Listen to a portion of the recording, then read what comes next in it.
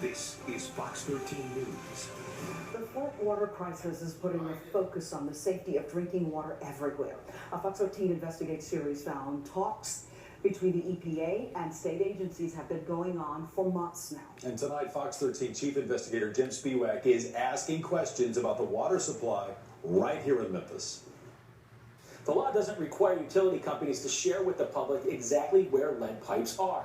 That's something we've been asking about. During my investigation, I uncovered this letter from the state at the directive of the EPA asking utility companies, including NLGW, to be more cognizant about lead in drinking water.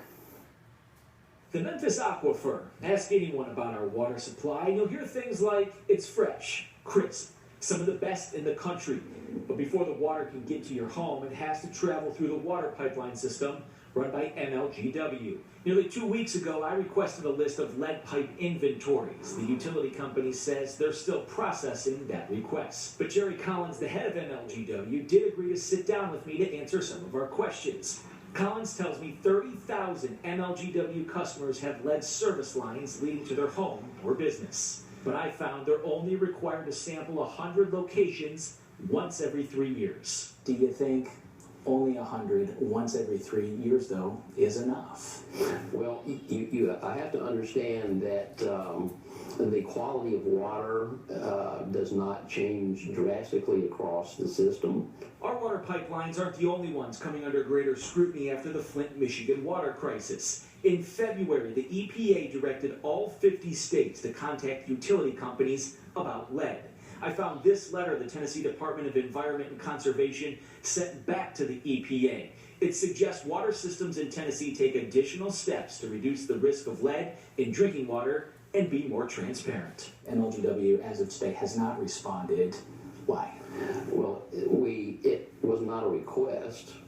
They didn't ask us to do something specifically. They didn't ask us to respond. It was just a letter which gave us information. Chet Kibble is a certified lead inspector and founder of the nonprofit Lead Safe Collaborative. Kibble knows NLGW is compliant with EPA's lead rules, but he isn't convinced the drinking water is safe because of what he calls limited and inconsistent ways the water is tested. How long does it stay in your blood? 8 weeks. It stays in the body for over 30 years. And that's the worry for thousands of Memphis families wondering how much lead is really in Memphis. Now, I reached out to the state for comment. They denied requests for an interview, but say NLGW is in full compliance with EPA lead standards, and there's no evidence of a problem in the water. But Daryl and Merle, one of the big things that I've uncovered, which we'll get into in a future report coming up on lead in Memphis, is that I found 3,600 kids under the age of 5 that have lead poisoning right now. 3,600. More than 3,600. All right, now MLGW claims they're transparent, and by most indications they are, but we still don't know where these lead pipes are. Is there any indication at all through this investigation on how we might find them? Yeah, now Jerry Collins says the majority of servicing those 30,000 customers were installed back in the 1930s and the 1940s, but he did pinpoint one area of town. Take a listen.